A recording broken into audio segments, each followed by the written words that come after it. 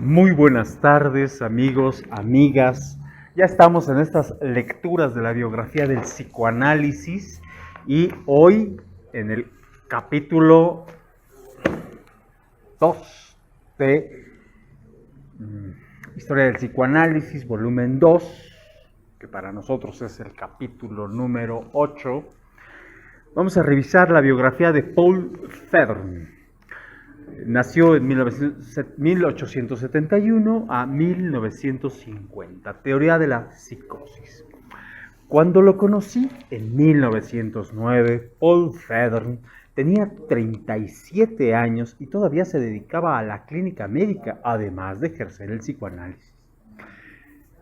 Yo acababa de llegar a Viena para estudiar la medicina en la universidad y, como ya había decidido que quería ser psiquiatra, visité al profesor Freud para preguntarle cómo podía aprender a conocerme mejor y convertirme en analista. Entre sus escasos colegas de aquella época, Freud recomendó al doctor Federn y me dio una carta de presentación para él. El último día de febrero de 1909 telefoné a Federn para pedirle una entrevista y al día siguiente inicié mi análisis personal. Era un hombre delgado, calvo y con barba negra y espesa, expresivos ojos grises y actitud sumamente afable. Su sensibilidad frente a las necesidades y los sentimientos ajenos y su desusada capacidad para crear una atmósfera de comprensión pronto despertaron en mí una sensación de intimidad que persistió en mi relación posterior con él, que duró hasta su muerte. Sobre la pared, a la derecha del diván analítico, había una pintura al óleo de Freud y como yo lo había visto pocos meses antes, sin barba, con un bigote cuidado y mirada penetrante, puesto que ese retrato atraía demasiado mi atención durante las sesiones. Pronto fue reemplazado por otro menos interesante. Otro rasgo de Federn es que me impresionó desde el comienzo de mi análisis el que su amplitud en los conocimientos científicos y literarios.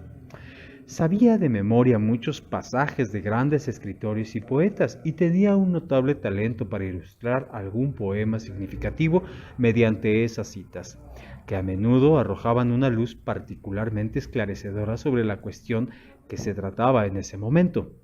En Federn, la visión científica de los fenómenos mentales se combinaba con la comprensión emocional. En el curso de mi análisis y sobre todo en mi vinculación posterior con él como colega y amigo, llegué a conocer su personalidad, sus dotes singulares y su capacidad y a sentir un profundo respeto por sus contribuciones científicas. Como pionero en años mantuvimos una estrecha relación e intercambiamos opiniones a través de una abundante correspondencia y algunos encuentros ocasionales. Así, si esta breve biografía no es exactamente un bosquejo histórico estrictamente objetivo, confío en que por otro lado se enriquezca por el hecho de ser una descripción más personal de un hombre que me consideró su amigo.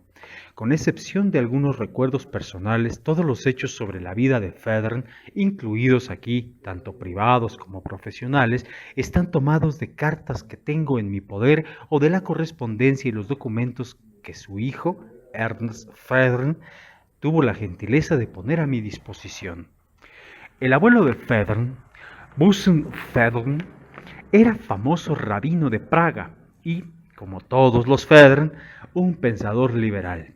Su padre, Salomón Federn, que vivió desde 1832 hasta 1920, era un distinguido médico vienés cuya clientela no solo incluía al famoso Rotinansky, sino también al personal Die Wiener Anstalt, el banco más importante de Europa Central. De hecho, su clientela era tan conocida que circulaba un dicho al respecto: la fortuna entra allí donde están los Federn. Asimismo, Federn era un miembro destacado de los círculos liberales vieneses. La madre de Paul, Ernestine Spitzer, una mujer de gran belleza, era hija de una antigua familia judía de comerciantes y durante muchos años desarrolló una gran actividad en el movimiento por la emancipación femenina. Paul Federn nació el 13 de octubre de 1871 en Viena. Era el tercer hijo varón, al que luego siguieron dos hijas y otro varón. Su madre se sentía profundamente decepcionada por el hecho de que todos sus hijos, solo Paul, hubiera heredado sus hermosos rasgos. Su barba le daba un aspecto engañoso de fuerza e incluso de fiereza, pero en realidad era un hombre melancólico, romántico y extraordinariamente suave. En su juventud, Federn sufría a menudo episodios depresivos que preocupaban a sus numerosos amigos. Durante el servicio militar que cumplió en el cuerpo de caballería del ejército austriaco, demostró ser un ardiente soldado y más adelante siguió siendo un entusiasta de la equitación. A instancias de su padre, un hombre muy dominante que eligió una carrera para cada uno de sus hijos, Paul estudió medicina a pesar de que la biología era su verdadera vocación. En 1895 se graduó en la Universidad de Viena y trabajó luego durante varios años como médico interno y residente en el Hospital General. En 1912, Federn abrió su propio consultorio como especialista en clínica médica. Su personalidad encajaba a la perfección con el papel de médico y llegó a ser un clínico muy destacado. El único trabajo que publicó en esa época es el de por una reforma.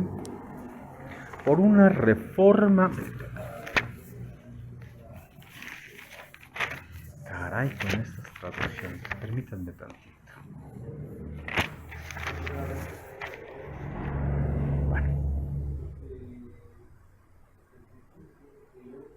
Por una reforma de Arrestatschen Spitatnachtdienst. Disculparán ustedes, ahorita les doy la traducción. Aparecido en 1901, Federn fue siempre un gran admirador de la cultura, la disciplina y el orden germanos. En esto se mostraba muy idealista y, como a veces traté en vano de señalarle, casi fanáticamente unilateral, aunque respetaba mi preferencia por la cultura y los genios italianos. Federn opinaba que ningún otro grupo cultural o estilo de vida podía compararse con el alemán. En nuestras discusiones resultaba evidente que su entusiasmo tenía que ver con las grandes contribuciones de Alemania en el campo de la filosofía, la literatura, las artes y las ciencias, y que sólo veía los aspectos positivos de la disciplina y el orden germanos, mientras pasaba por alto o ignoraba las debilidades y los excesos del sistema y el carácter alemán. En su juventud, Federn tenía mucho éxito con las mujeres.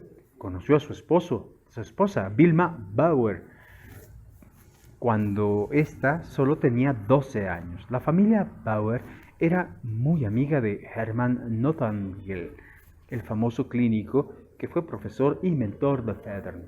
En esa época, Federn cortejaba a una hermana mayor de Wilma, pero la adolescente se enamoró de él. Ya entonces padecía una dolencia cardíaca crónica que habría de afligirla durante toda su vida.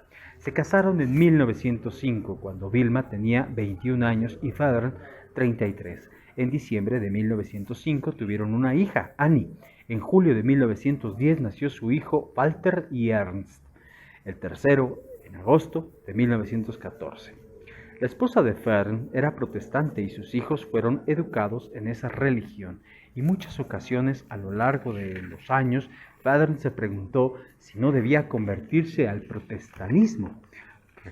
Recuerdo que cierta vez Federn me dijo que para que los niños llegaran a sentir amor por el prójimo, era importante que se familiarizaran con la historia del sufrimiento de Jesús. Wilma Bauer Federn era poetisa y dramaturga. El poeta vienés E. David se interesó por un trabajo y quiso publicar algunos de sus poemas, pero Federn insistió en que le parecían de su pertenencia particular y Wilma firmó un contrato por el cual le cedía todos los derechos. Esta excentricidad era característica de la familia Federn en general. Freud quedó muy impresionado con sus piezas teatrales de índole psicoanalítica, pero le advirtió en 1915 que no era conveniente llevarlas al escenario debido a la resistencia del público a los conceptos que ellas encerraban. Según recuerdo, el consultorio de Federn estaba ubicado en el departamento en que vivía toda su familia en el número 1 de Rheingans. Cierto día, durante los primeros meses de mi análisis, cuando me abrió la puerta de la sala de espera, tenía en sus brazos a su hija Annie de 3 años y me la presentó con orgullo antes de dejarla con la madre. A veces era su esposa quien me abría la puerta. En lo que se refiere al lugar que Federn ocupaba en la historia del psicoanálisis, podemos establecer 4 periodos de actividad profesional, el primero de los cuales desde 1914 hasta desde 1904 hasta 1914, abarca la época de los pioneros. Cuando tenía 30 años, Federn leyó La interpretación de los sueños de Freud y se sintió deslumbrado. En 1902, su maestro Hermann Nothnagel le dio una carta de presentación para Freud y a partir de esa época, Federn fue un admirador fervoroso y constante. Freud se convirtió en su ídolo. No existen datos en el sentido de que haya analizado con Freud, pero Federn consideraba que aquel lo había formado y que se había autoanalizado bajo su guía.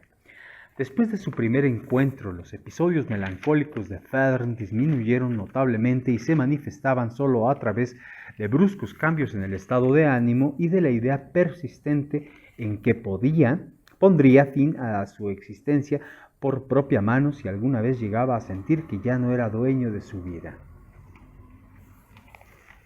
En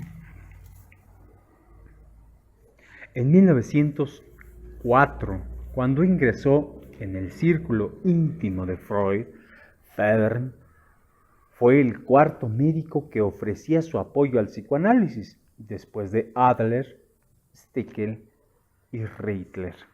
Asistía regularmente a las reuniones que la Sociedad Psicológica efectuaba los miércoles por la noche en la casa de Freud. En 1908 el grupo se convirtió en la Sociedad Psicoanalítica de Viena, cuyo primer tesorero fue Federn. Freud se refirió en más de una ocasión a Federn como el mejor que comprendía la esencia del problema que se estaba discutiendo, y su ausencia de tales reuniones era tan rara que en cierta oportunidad Freud le escribió: «Resulta increíble que haya usted faltado a la reunión de ayer». En las reuniones que efectuaban Freud y sus discípulos se trataban seriamente temas que eran motivo de mofa para los clínicos académicos, por ejemplo, la sexualidad infantil, la interpretación de los sueños, el inconsciente y el papel básico de la sexualidad en la neurosis. En esa época, solo un pequeño grupo de universitarios, cuyo número iba lentamente en aumento, reconocía la importancia de los descubrimientos de Freud. La lealtad de Federn hacia los grupos cuyas ideas compartía y sus principales exponentes era inconmovible. Su intensa transferencia paterna positiva con Freud constituyó un factor importante en todas las actitudes relacionadas con el psicoanálisis, no solo en su apoyo con las concepciones freudianas, sino también en lo relativo a sus propias ideas divergentes que Federn trató mucho en reconocer como tales. Admiraba a Freud como hombre y como científico, y lo consideraba un genio extraordinario, a pesar de que evidentemente Freud lo aceptaba como colega más que como alumno. Federn asumió el papel de discípulo, se veía a sí mismo como el apóstol Pablo de Freud. Con respecto a las contribuciones científicas de Federn, durante este primer periodo viene al caso un comentario que él mismo hizo muchos años después. Mis trabajos sobre el psicoanálisis fueron los primeros que me parecieron dignos de publicarse. Mis estudios combinaban los puntos de vista de la biología y de la psicología. Me interesaba sobre todo la teoría del instinto, en particular la explicación del sadismo y el masoquismo, y también la manifestación de las fuerzas instintivas en los sueños. Sus publicaciones incluyen una contribución a un trabajo colectivo de 1912 sobre el problema de la masturbación en los ensayos de 1913 sobre el desplazamiento de la libido y el pavor nocturnus, y sus importantes estudios sobre el sadismo y el masoquismo de 1913 y 1914. En estos últimos, así como en sus contribuciones al análisis de los sueños en 1914, su enfoque de estos problemas incluyó por primera vez un punto de vista que ponía el acento en la psicología del yo. Desde 1913, año en que ingresó a la sociedad, a menudo asistí con Federn a sus reuniones, al concluir las cuales Freud solía sugerir que continuáramos con la discusión en la Café Bauer. Federn, Tusk, Rank, Sachs, Steiner y otros caminábamos con él hasta allí, y Freud nos hablaba de teorías y convicciones que no hacía públicas. Por ejemplo, recuerdo que nos comunicó que estaba convencido de la existencia de telepatía, pero había decidido no publicar esas ideas ni hablar de ellas.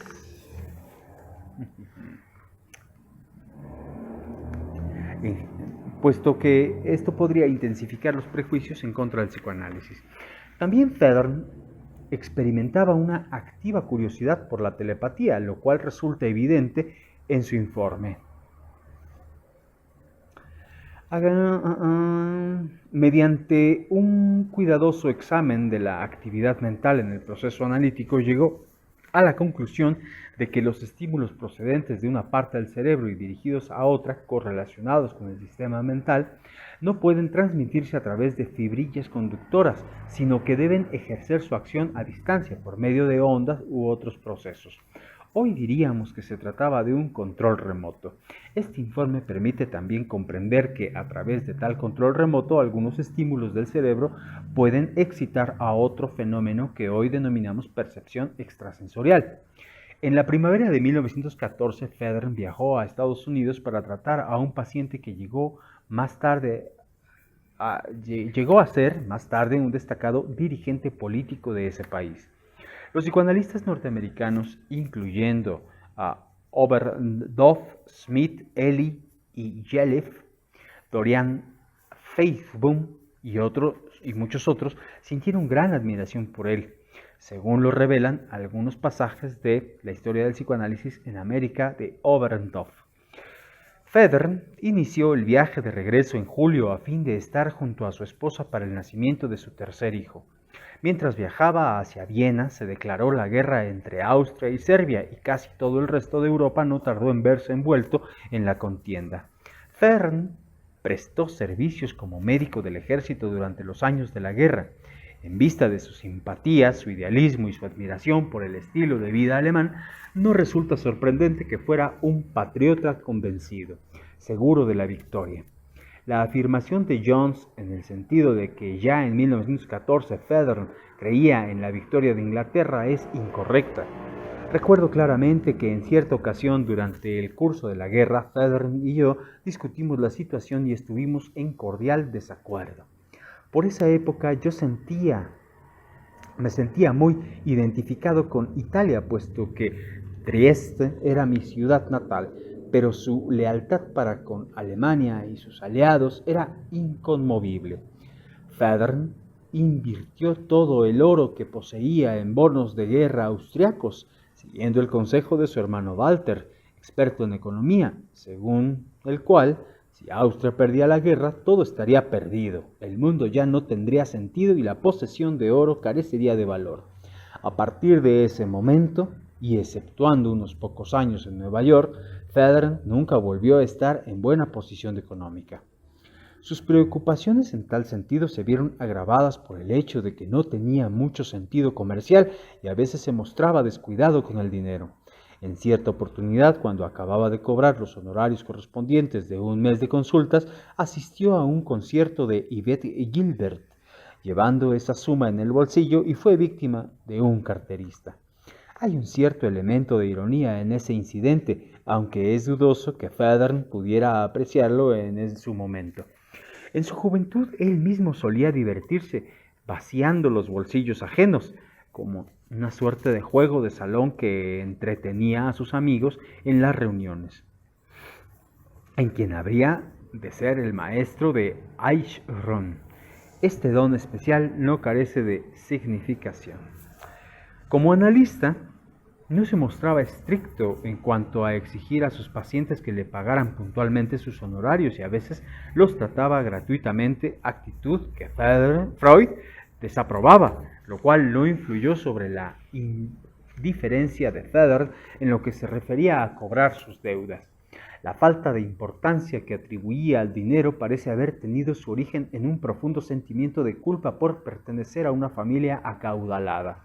Al mismo tiempo y paradójicamente, siempre sostuvo que la posesión de dinero indicaba fuerza de voluntad y admiraba a quienes habían amasado una gran fortuna.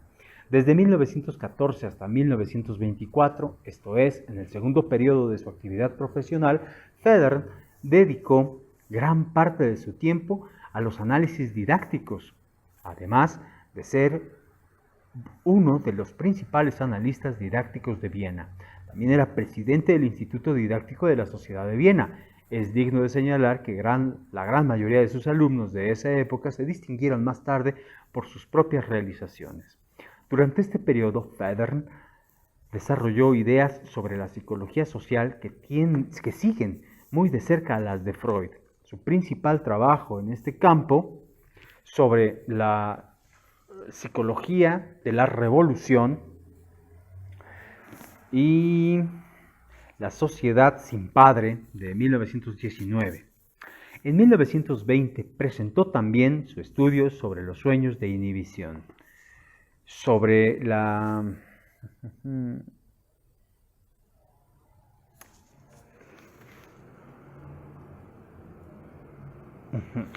angustia del sueño y el trauma, donde sostiene que la inhibición en un sueño es un contradeseo, originado sobre todo en la conciencia moral. Señaló que la inhibición mental es percibida como una inhibición corporal, como sucede cuando el soñador se ve imposibilitado de llevar a cabo su intención de correr o levantar un brazo. Por otro lado, cuando lo que impide los movimientos del soñador son objetos externos en el sueño, una multitud, una habitación llena de gente, etc. Ello indica una sensación de inhibición física. Por ejemplo, en un caso que presentó Federer, el paciente había sufrido una parálisis transitoria a causa de un pequeño derrame cerebral. Entre sus otras publicaciones de esta figuran los trabajos de 1914 sobre el principio de realidad y el de dolor-placer, los de 1919 sobre dormirse y adormilarse y en 1923 sobre la melancolía. Asimismo, en este periodo se concretó su interés por el fenómeno de la delincuencia. Federer era, en esencia, un reformador con un profundo sentido de responsabilidad social, lo cual puede haber reflejado la influencia de su padre, que fue muy intensa durante la infancia de aquel.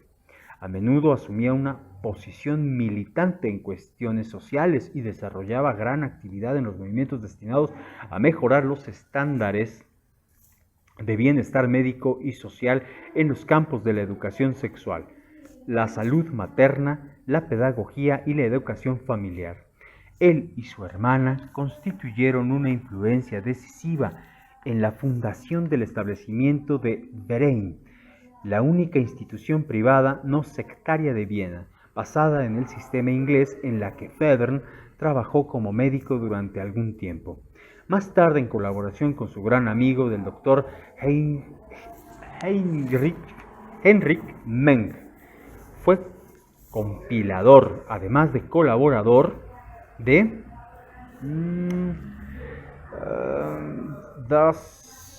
sobre Ärztliche Bürgerlich, esto es la literatura popular, y sobre la literatura popular del psicoanálisis en 1926. En el terreno político, Federer apoyaba a los socialdemócratas. Aunque era el único miembro de su familia que tenía esta orientación política, todos los Federer compartían los mismos sentimientos progermánicos, esto es, anti-Habsburgo y anticatólicos. En la Viena de comienzos de este siglo, el nacionalismo alemán constituía un signo de liberalismo. El nuevo Partido Democrático Austriaco también propugnaba una federación democrática de los estados alemanes y la Anschluss, la conexión, y la conexión era una parte importante de su programa. Cuán distinto era ese nacionalismo del nazismo que más tarde habría de afectar la vida de Federn y su familia. Las simpatías políticas de Federn por los socialdemócratas datan de su temprana juventud, cuando a través de sus padres conoció a los Eckstein, otra destacada familia de Viena, uno de cuyos integrantes, Fritz Eckstein, fue un gran amigo de Freud. La hija de Eckstein, Therese Eckstein Schlesinger, firme defensora de Freud, fue una de las fundadoras y líderes del Partido Socialdemócrata Austriaco. Más tarde, como miembro del Parlamento austriaco, ejerció influencia política en favor del psicoanálisis cada vez que se le presentó la ocasión de hacerlo. Federn ingresó a las filas del Partido Socialdemócrata en 1918 y poco después fue elegido concejal de distrito. Asimismo, desarrolló gran actividad en la Sociedad de Médicos Socialdemócratas. En 1924, cuando Freud fue atacado por el cáncer, eligió a Federn como su representante personal y ese mismo año, este ocupó la vicepresidencia de la Sociedad Psicoanalítica Vienesa. Todos los que solicitaban los servicios de Freud eran automáticamente enviados a Federn, quien le presentaba a aquel solo los casos que ofrecían particular interés clínico. 2 años más tarde, se convirtió en coeditor de la Revista Internacional de Psicoanálisis. Siguió actuando como representante de Freud. Esta es la tercera fase de su vida profesional, y también como profesor del Instituto de Viena y miembro de la sección vienesa en la Comisión Internacional de Higiene Mental hasta 1938, año en que se trasladó a Estados Unidos y que señaló también la discusión de esa institución.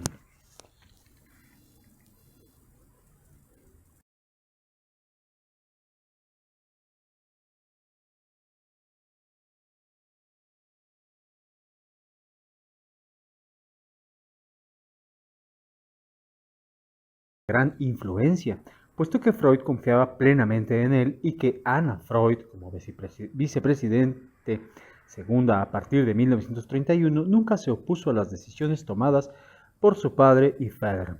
La sociedad estaba, de hecho, dominada por ellos tres. Como resultado de esa época, se admitía en las reuniones a algunas personalidades extraordinarias, aunque no fueran médicos. También en su calidad de delegado de Freud, Federn lo representaba a menudo en ocasiones públicas, como lo hizo, por ejemplo, el 25 de octubre de 1931, cuando se inauguró una placa recordatoria en Freiberg, la ciudad natal de Freud. Jones da una versión incorrecta de este hecho. En homenaje al 70º aniversario del nacimiento de Freud, Federn pronunció un discurso por la cadena de radioemisoras austriacas y este constituyó el primer reconocimiento oficial de Freud en Viena. 5 años más tarde, en 1936, cuando Federn cumplió 60 años, Freud le escribió una carta de felicitación y aprecio. Permítame felicitarlo sin publicidad en el día de su 60º aniversario, ocasión que aprovechó para agradecerle todo el apoyo que me ha proporcionado con afecto e infatigable celo. Afectuosamente, Sigmund Freud. Traducido de la carta original en alemán. Para celebrar ese cumpleaños, Federn y su esposa efectuaron un breve viaje a Venecia. Me sentí decepcionado al enterarme de que sus planos no incluían una visita a Roma, donde yo me había trasladado poco antes de Trieste, para iniciar una nueva actividad. Hubo muy pocos desacuerdos personales entre Freud y Federn, y cuando se producían, por lo general tenía que ver con la evaluación de personas, esto es, colegas y amigos, pues Federn se mostraba más benévolo que Freud hacia las concepciones heterodoxas, sobre todo cuando estaban acompañadas por una actitud de entusiasta y apoyo a su ídolo. Era muy crédulo y se dejaba engañar fácilmente por los demás. Veía en todo ser humano a un niño cuyos sentimientos debían comprenderse y respetarse y, si además percibía signos de sufrimiento, se sentía inmediatamente obligado a ofrecer su ayuda. La mayoría de las personas le respondieron con gratitud y devoción, pero no faltaron quienes se aprovecharon de él y, en las raras ocasiones en que comprendía que lo habían engañado o embaucado, su cólera resultaba realmente formidable en un hombre tan tranquilo. Asimismo, Federn se mostraba implacable con quienes traicionaban a Freud. Adler era para él un Judas y cortó sus relaciones con todos los partidarios de aquel. Muchos años después, cuando uno de esos ex amigos experimentó la tragedia de la enfermedad mental en un miembro de su propia familia, Federn dejó de lado su actitud inflexible para ayudar al paciente, pero nunca reanudó la antigua amistad. También se mostraba severo con algunos analistas que desacreditaban el psicoanálisis y ejerció una influencia decisiva con el fin de que los excluyera de la sociedad. La integridad personal de Federn era absoluta, aunque las ideologías que influyeron sobre el desarrollo del pensamiento de Federn y Freud fueron muy distintas. Para ambos la honestidad era axiomática. De hecho, esa actitud formaba parte de la cultura de Federn, una especie de residuo del código histórico de caballería de algunas familias patriarcas habían tomado de la vieja aristocracia. En Federn, ese sentido de la hidalguía, aunque no implicaba comportarse como un caballero medieval, asumía a veces el carácter romántico y nada realista de Don Quijote. Federn mantuvo siempre buenas relaciones de trabajo con la Escuela de Medicina y los profesores de la Universidad de Viena. Más conciliador que Freud, fue un eficaz agente de enlace entre Wagner-Jauregg y Potzel, y también muy útil para los clínicos, pues estaba dispuesto a tratar pacientes seriamente psicóticos. Como solía decir Wagner-Jauregg, su hija es incurable, pero quizás el doctor Federn pueda ayudarla. Si lo lograba, lo cual no era raro en estos casos, se atribuía el mérito a la pericia psiquiátrica y médica y no al psicoanálisis. Fue durante este periodo que Federn desarrolló sus primeras concepciones fenomenológicas del yo y el enfoque psicoanalítico para el tratamiento de la psicosis. Poco a poco sus conceptos se fueron apartando de los de Freud, que mantenía una actitud negativa con respecto a los pacientes psicóticos y psicopáticos. Según Federn, el yo del psicótico y del psicópata es débil, por lo cual la psicoterapia puede ayudarlos. Muchos pacientes que Freud hubiera rechazado eran aceptados por Federn, quien se esforzaba arduamente por curarlos. En su caso, según recuerdo, y tal como aparece después en una de sus publicaciones, llevó a una esquizofrénica, una artista, a vivir a su propia casa durante el curso de su tratamiento. A pesar de esas diferencias en sus actitudes profesionales, Federn siguió siendo leal a Freud y aceptó sus conceptos sin reserva mental alguna y, al parecer, sin tener conciencia de que sus propios hallazgos diferían a veces de los de Freud. En cierta ocasión, cuando le señalé esas divergencias, insistió en que yo estaba equivocado y me explicó que todas sus concepciones ya estaban implícitas en las formulaciones de Freud. Esta actitud se revela claramente en el prefacio de un libro de Federn que se proponía escribir. La teoría del instinto, la teoría de las pulsiones y el instinto de la experiencia en el dolor y el placer. He aquí una traducción del manuscrito original en alemán. Si intentamos ofrecer una explicación basada en instintos primarios que resultan de deducciones teóricas, debemos reconocer y también decir a nuestros lectores que utilizamos la concepción freudiana y que vamos más allá de nuestras propias observaciones. Lo hacemos en forma heurística y de buena fe. Freud mismo calificó su teoría de los instintos de especulación, lo cual significa en su caso una ensoñación que sigue lineamientos científicos exactos. En todas las áreas del conocimiento humano tenemos tal confianza en que la herramienta Freud que le aplicamos a las palabras del poeta respecto a tus sueños, de lo que los otros piensan, nota al pie, Gilles Passer, Libusa. Estoy convencido de que todas las teorías de Freud deben encerrar una nueva verdad, y esto por el mero hecho de ser suyas. Siento que he confirmado mis propias ideas cuando compruebo que una observación, una conclusión o una teoría ya estaban en Freud.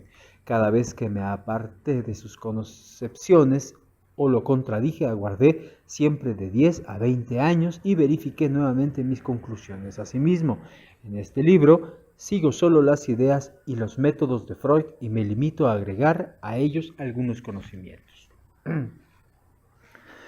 Durante la tercera fase de su actividad profesional, Federn publicó una serie de artículos en los que trató de poner los hallazgos y los conceptos esenciales de Freud al alcance de las personas educadas que se interesaban por la higiene mental y la prevención de la enfermedad mental. Entre ellos son de particular valor sus contribuciones sobre un psicoanálisis de la literatura Volksbuch popular, así como literatura popular, en 1926, ya mencionadas en 1931. Se convirtió en coeditor de la Revista de Psicoanálisis y Pedagogía. Con todos los hallazgos más originales de Federn, que lo llevaron a conclusiones de importancia desde el punto de vista terapéutico, corresponden al campo de la psicología del yo y las psicosis. Pocos analistas comprendieron que sus nuevos conceptos no eran formulaciones teóricas, sino más bien el resultado de una cuidadosa exploración y la exacta descripción de experiencias internas y modos de conducta en personas enfermas y sanas, incluyendo al autor. Este enfoque introspectivo de tipo fenomenológico fue la base para sus estudios de 1926 sobre las variaciones en el sentimiento del yo. En opinión de Federn, los sentimientos de enajenación y despersonalización se deben a deficiencias de la catexia del yo y no de la objetal. Sus conclusiones estaban en desacuerdo con la de todos los otros analistas que habían intentado explicar el aspecto dinámico de tales cuestiones.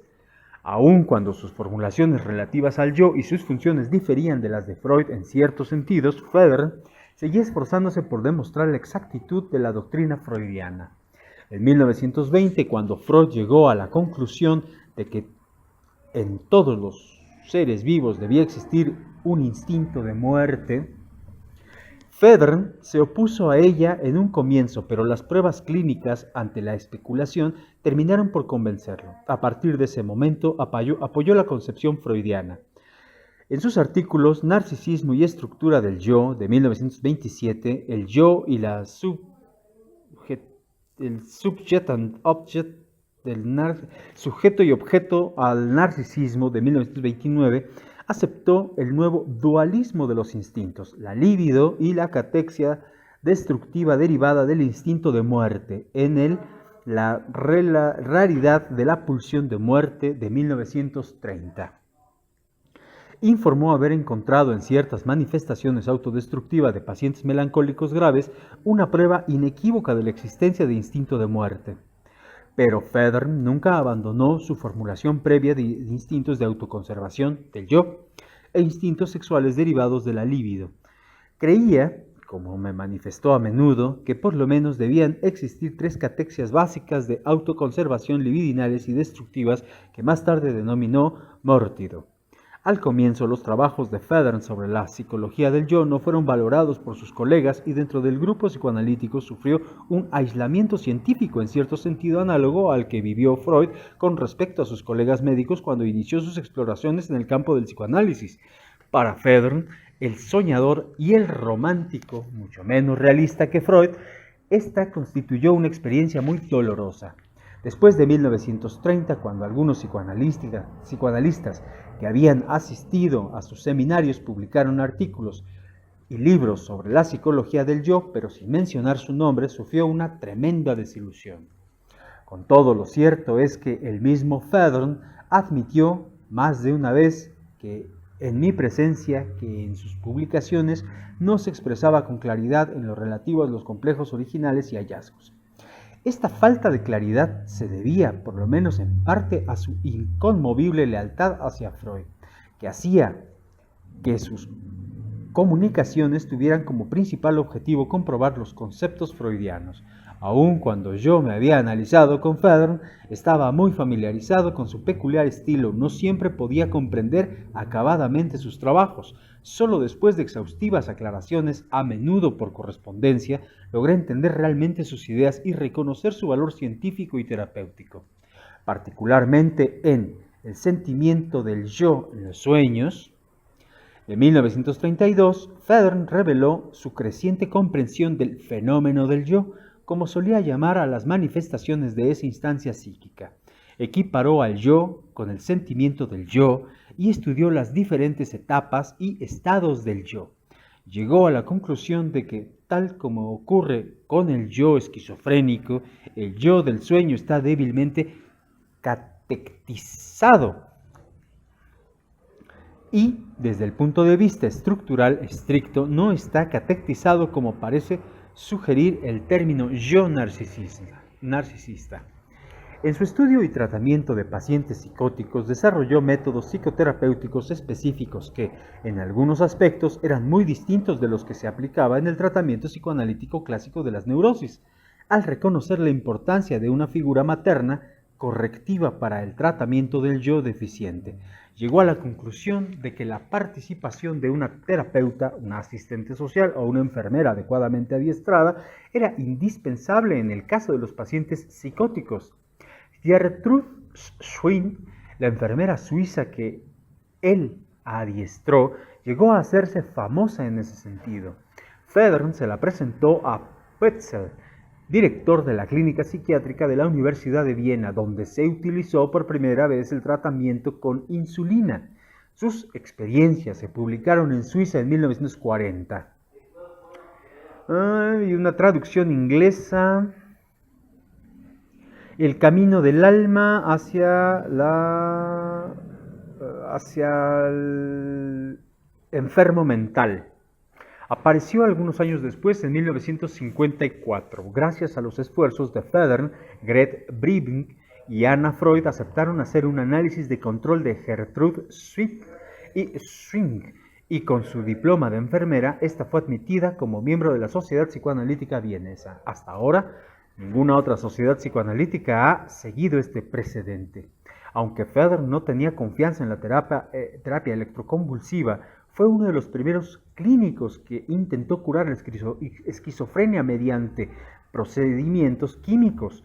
En su enfoque de los problemas inherentes a la enfermedad mental, nunca se limitó a las técnicas del psicoanálisis y, hasta su muerte, conservó un interés activo por el estudio de otras disciplinas que podían aplicar o curar los trastornos mentales. En 1933, Fedorn publicó El análisis de los psicóticos y la técnica, que incluía la descripción de la pintora esquizofrénica ya mencionada. Al año siguiente formuló una definición descriptiva fenomenológica, esto es, subjetivamente descriptiva y metapsicológica del yo, que no estaba basada en las ideas de Freud al respecto. Estas conclusiones figuran en El despertar del yo en los sueños. Ontogénesis, postulas que sirven como base a la psicología del yo de 1934. Otro trabajo importante de 1936 se refiere a la distinción entre el narcisismo sano y el patológico.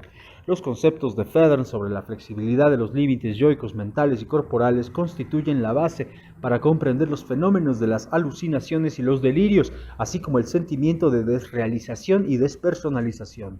Comprobó que tales fenómenos no se deben a fallas en la prueba de realidad, sino a su debilitamiento o extinción de la catexia del yo en los límites de este último, y señaló que la prueba de la realidad es algo muy distinto del sentido de realidad, que constituye una función de los límites yoicos. Asimismo, esclareció la participación del yo en algunos trastornos neuróticos específicos.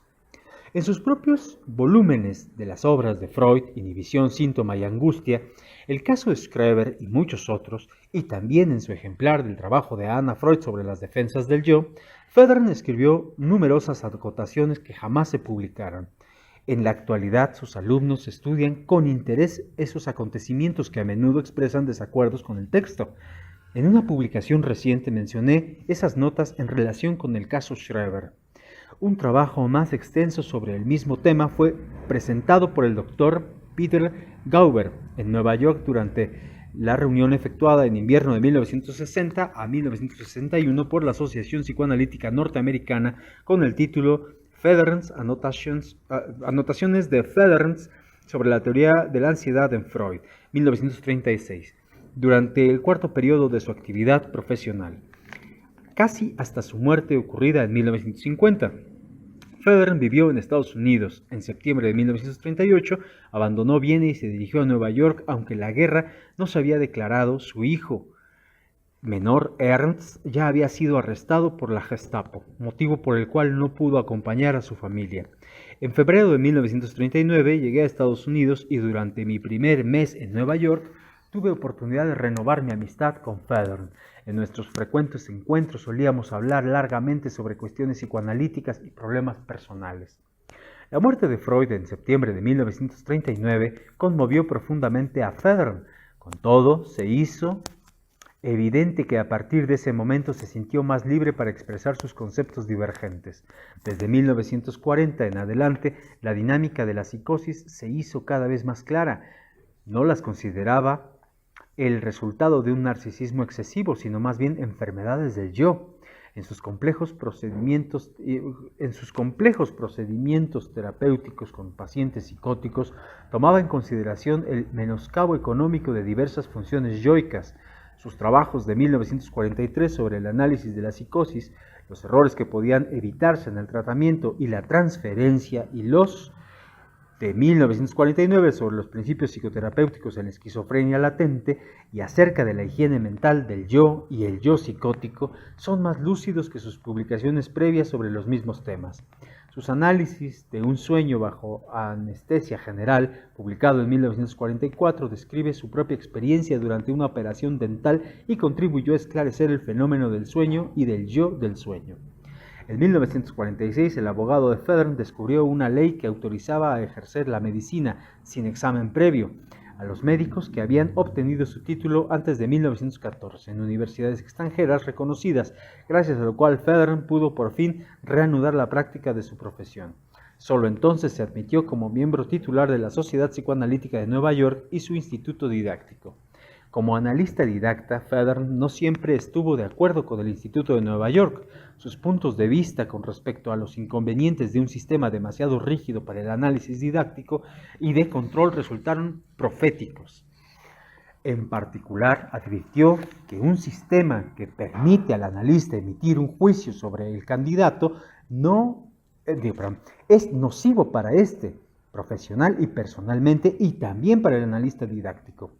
En noviembre de 1946, solo pocas semanas después de recibir la autorización para ejercer la medicina, Federn se sometió a una exploración citoscópica que reveló la presencia de un tumor en la vejiga.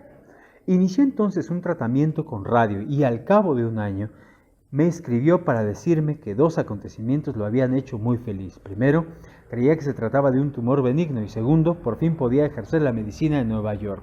Con todo, lo cierto era que se había hecho un diagnóstico de cáncer, pero Federn no lo supo en ese momento porque sus amigos se mostraron reacios a empañar su alegría ante el nuevo estatus médico o el júbilo que le ocasionaba el inminente regreso de su hijo Ernst, liberado poco antes del campo de concentración en Europa.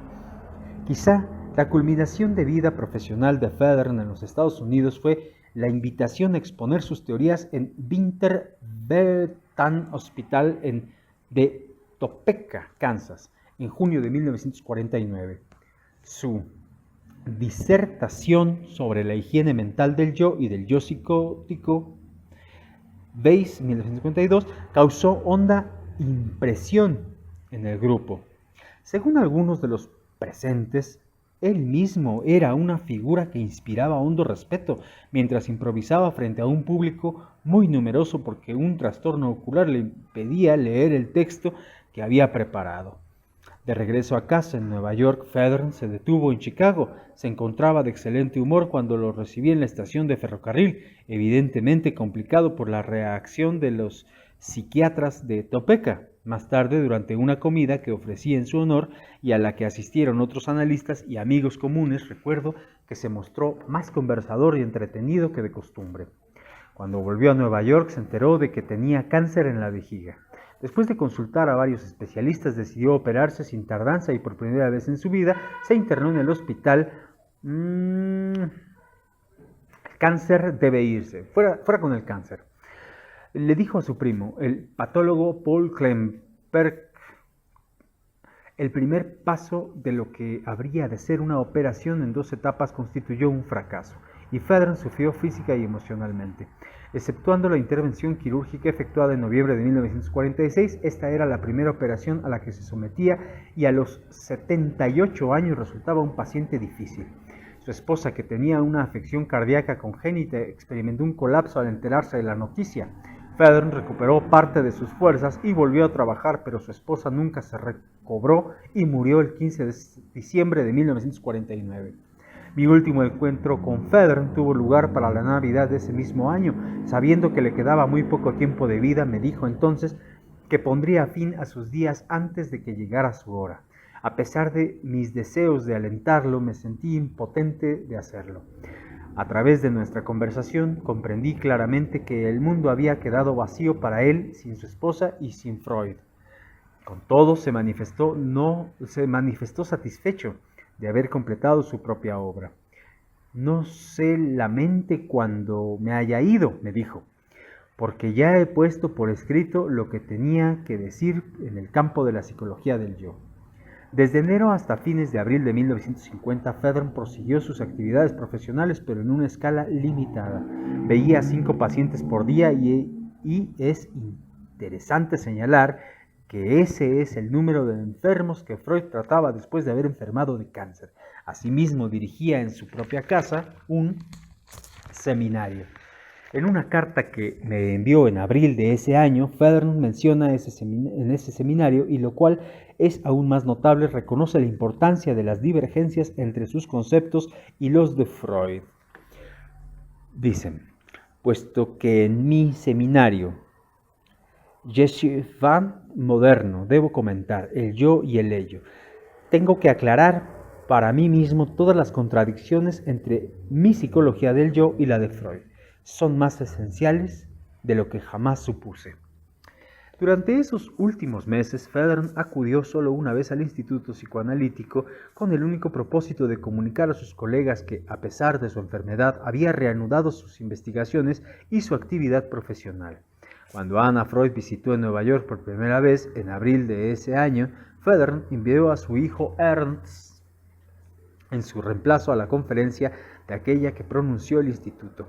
Con todo, se sintió muy complacido cuando Anna Freud, junto con el Dr. Schur y el Dr. Hofer, lo visitó una noche en su casa. En esa oportunidad le habló del dinero que todavía le debía a Freud desde sus épocas en Viena, pero Anna Freud le aseguró que su padre nunca había mencionado ese asunto y le manifestó que sentía que su deuda para con Federn era aún mayor. Más tarde, en una carta a su hijo Ernst, le dice que Federn daba la impresión de ser un hombre que aún tenía algo importante que decir. Federn murió el 4 de mayo de 1950, fecha en que debería haberse sometido a otra operación que al parecer había aceptado. Pero el hecho es que ya sabía que no contaba con mayores probabilidades de recuperar plenamente su capacidad de trabajo. Con el pretexto de prepararse para la operación, puso en orden sus asuntos personales y tomó las medidas necesarias para transferir a sus pacientes a otro psicoterapeuta. A su pedido, un expaciente lo llevó en auto hasta el banco, con el aparente propósito de retirar algunas joyas que deseaba entregar a su hija. La verdad era que deseaba entregar a su hija. La verdad era que deseaba retirar un revólver y 2 balas que guardaba en una caja de seguridad desde hacía algún tiempo. De regreso a su casa hizo una broma sobre el suicidio a su fiel ama de llaves, la señora Frieda Bobach, y se refirió a los diversos métodos posibles entre los cuales, según expresó, prefería dispararse un tiro. Frieda respondió, también en son de broma, que resultaría difícil hacerlo sin tener un revólver. Tiene razón, le respondió Freden riendo. ¿De dónde podría sacar un revólver? El 3 de mayo vio a sus pacientes por última vez con el fin de explicarles las medidas tomadas para el cambio de analista. Esa noche se mostró alegre y aparentemente confiado cuando sus médicos y su abogado se reunieron con sus hijos en su casa. Firmó un testamento y parecía estar de excelente humor cuando se despidió de todos ellos. A las 3 de la madrugada, sentado en el sillón analítico de su consultorio, se disparó un tiro. Su hijo Walter oyó el disparo. Federn dejó una nota sobre el escritorio advirtiendo que todavía quedaba una bala en el revólver. Como comentó más tarde su hijo Ernst, hasta el último instante se preocupó más por otros que por sí mismo. En su testamento, Federn expresó la esperanza y el deseo de que yo reuniera un volumen de sus trabajos sobre la psicología del yo y la psicosis. Cumplí su deseo y con todo corazón, no por un sentimiento personal de obligación, sino porque creo en la trascendencia de sus contribuciones a la teoría psicoanalítica y la técnica terapéutica. Fue y es mi convicción que sus hallazgos en el campo de la psicología del yo son de importancia práctica fundamental y constituyen una base para nuevas exploraciones tanto en el territorio de la teoría como en el de la terapia. El volumen póstumo que compilé, La psicología y la psicosis del yo, incluyen una serie de trabajos inéditos hasta el momento de las primeras traducciones inglesas de 2 contribuciones a la teoría del narcisismo y artículos ya impresos de diversas publicaciones británicas y norteamericanas. Esto fue Paul Federn, La teoría de la psicosis, por Eduardo Weiss. Bueno, nos vemos la próxima semana con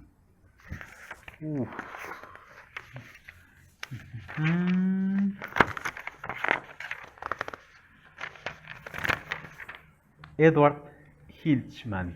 Hasta el siguiente lunes. Gracias.